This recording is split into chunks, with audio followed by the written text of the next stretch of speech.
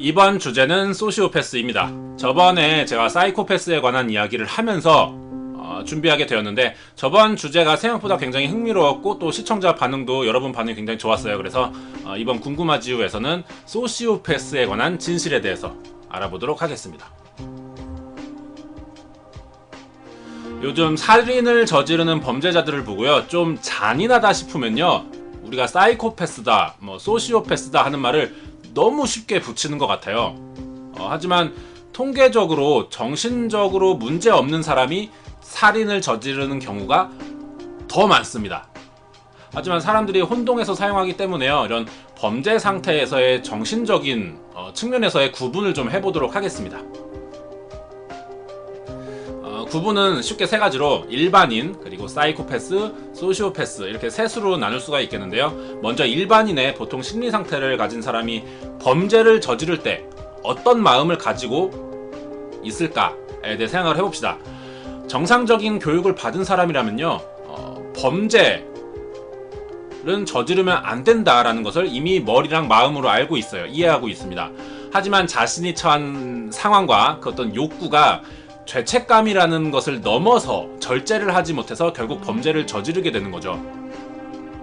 일반인은 즉 죄책감을 가진 채로 범죄를 저지른다 라고 볼 수가 있는 겁니다. 그럼 사이코패스는 경우는 어떠냐?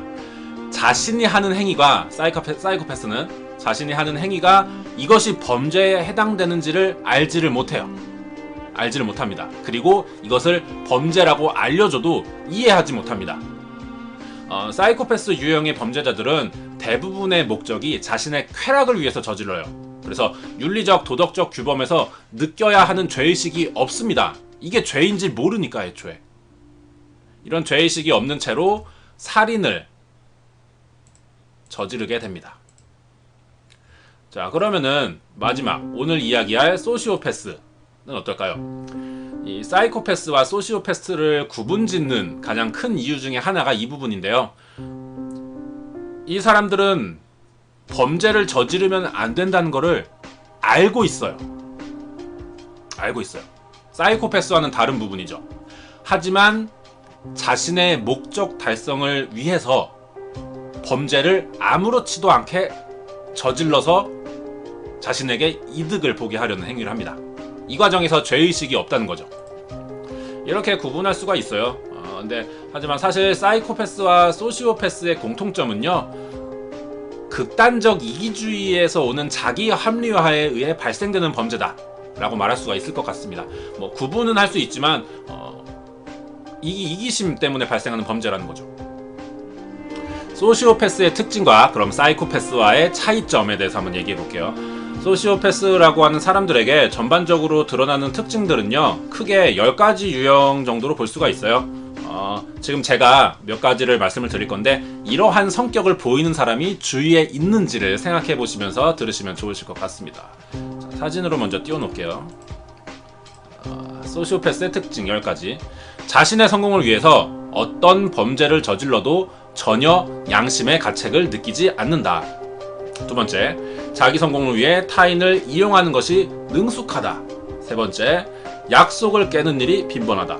네 번째, 거짓말을 잘해서 자신의 성격을 카리스마와 리더십으로 위장한다. 다섯 번째, 친구와 동료 사이를 이간질을 통해서 갈등을 일으킨다.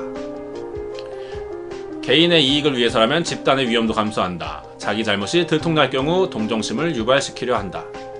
매사에 냉정하고 다른 사람의 말에 공감하지 않는다. 범죄적인 재능을 타고났거나 어린 시절 잔인한 취미가 있다. 자기 때문에 타인이 받는 고통을 큰 목적을 위한 희생이라고 합리화한다. 이제 이 정도가 인터넷에 많이 퍼져 있는 소시오패스 테스트 문항들이에요. 인터넷에 굉장히 많습니다. 10가지 들어보셨는데요. 혹시 이걸 보시면서 여러분들이 주변에 떠오르는 사람이 있나요? 없으면 좋겠습니다. 앞에서 말한 10가지 이 특징들의 공통점을 말하자면요, 지나치고 잔인할 정도로 이기적이다. 자기만 생각하고 타인에 대해서 존중하는 의식이 전혀 없다라고 말할 수가 있습니다. 사이코패스가 상대방의 감정에 동조하지 못하는 것에 반해서 오늘 얘기하는 소시오패스는요, 상대방의 감정에 동조하지만 개의치 않는다. 이렇게 차이점을 말할 수가 있겠네요. 뭐 비유를 하자면은 사이코패스는 좀 동물적이고 소시오패스는 어떤 좀 전자계산기 같은 좀 치밀한 면들이 있는, 이런 식으로 표현할 수가 있을 것 같아요. 하지만 이것들은요, 현재 잘못된 정보들입니다. 방금 보신 사이코패스 테스트라고 하는 문항들은 거짓이에요. 자, 무슨 뜻이냐면은 여기부터가 오늘의 핵심이 되는 겁니다. 그동안에 우리가 이 범죄에 관해서 잘못된 선입관을 갖고 있는 이유가 됐던 겁니다. 이런 것들이 현재 전문가들이 만든 사이코패스 진단이라고 하는 그 PCLR이나 CAPP 이런 테스트들을 통해서 사이코패스인지 아닌지 소시오패스인지 아닌지를 진단을 하는데요, 아직도 이것 자체가 많은 논란이 있는 상황입니다. 왜냐? 객관적이지 않고 정확하지 못하다라고 많은 전문가들이 판단하고 있기 때문이죠. 그런데 인터넷에 떠도는 이런 테스트들은요, 이 정확하지 않고 객관적이지 않다고 하는 PCLR 이런 것들을 흉내내서 만들어진 것입니다. 그래서 인터넷에 퍼졌어요. 이러한 테스트들이 신빙성이 있을 리가 없다는 거죠. 현재 인터넷에서 사이코패스 테스트나 소시오패스 테스트를 검색하시면은 엄청나게 많은 것들을 확인할 수가 있습니다. 자가 테스트 문항들이요. 이런 것들이 왜 많이 생겨나고 있을까? 정확할 리가 없는데요. 그리고 왜 우리가 이런 것에 관심을 보일까? 생각해 봐야 됩니다. 그런 이유들은 아마도 매체에서 보도되는 것들에 의해서 자신도 피해자가 될 수 있다. 이런 뭐 TV나 신문 뭐 이런 곳에서 보도가 되는 범죄들을 접하면서 내가 그 피해자가 될 수도 있다. 이러한 공포심이 생기게 되고, 그러한 것들이 이제 다른 사람들에게도 이제 전달이 되지 않을까. 내가 혹시 사이코패스이지 않을까? 소시오패스이지 않을까? 하는 심리. 너는 혹시 사이코패스라고 너가 생각하지 않니? 이런 식인 거죠. 그래서 이런 것들에 대한 어떤 호기심 그리고 공포심으로 만들어지게 되었다. 이렇게 생각할 수가 있을 것 같아요. 자, 그럼 이러한 현상이 왜 생기냐는 거죠. 왜 정확하지도 않는 이런 테스트들에 우리가 굉장히 호기심을 보일까요? 요즘에 인터넷에 이런 게시글도 굉장히 많아요. 저희 친언니가 사이코패스인 것 같아요. 사이코패스인 우리 형의 이야기를 해본다. 뭐 이런 식의 글들을 상당히 많이 볼 수가 있습니다.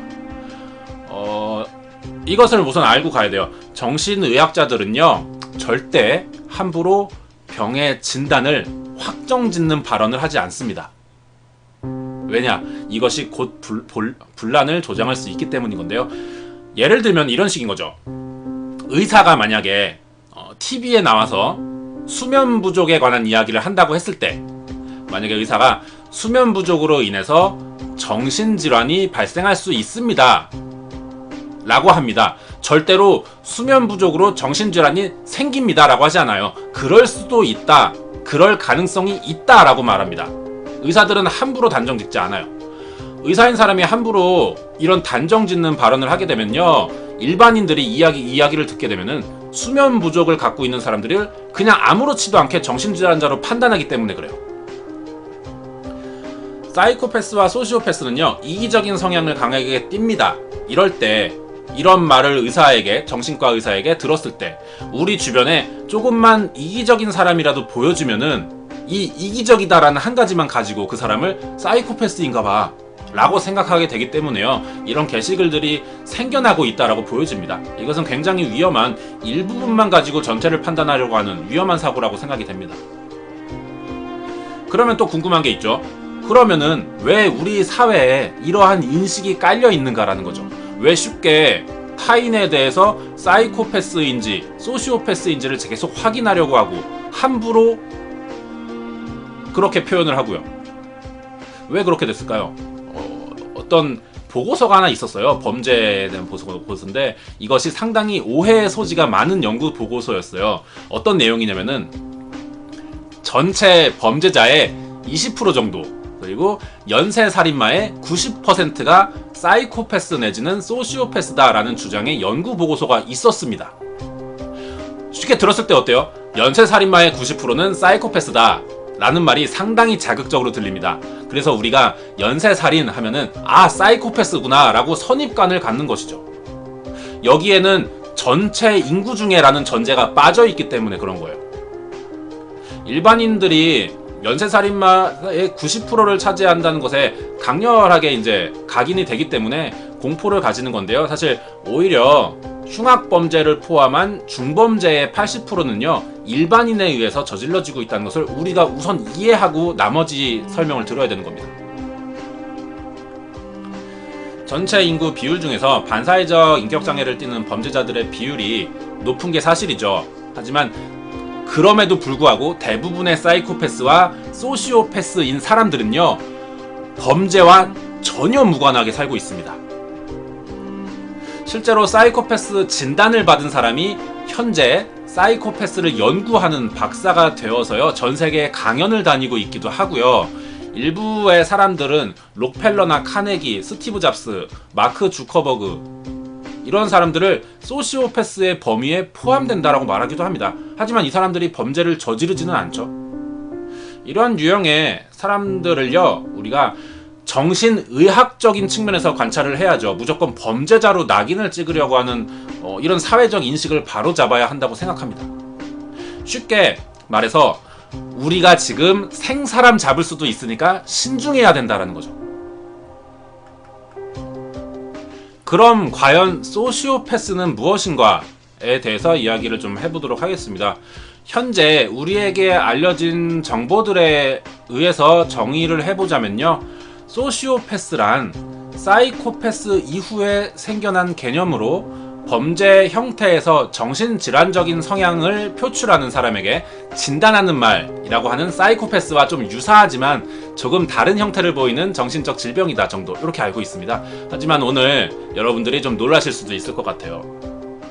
소시오패스는요 실존하는 정식명칭이 아닙니다. 소시오패스라는 말이 처음 생긴 것은요 1930년 패트리치 박사라는 사람에 의해서 사이코패스가 그동안의 자료들과 조금 다른 형태를 보이는 것에 대해서 연구하기 시작했어요. 그러면서 소시오패스라는 용어가 만들어진 건데 이 말이 지금 이 패트리치 박사는 가운데 아래쪽에 있는 가장 크게 나온 사람이에요. 사이코패스에 대해 그동안의 자료들과는 조금 다르다.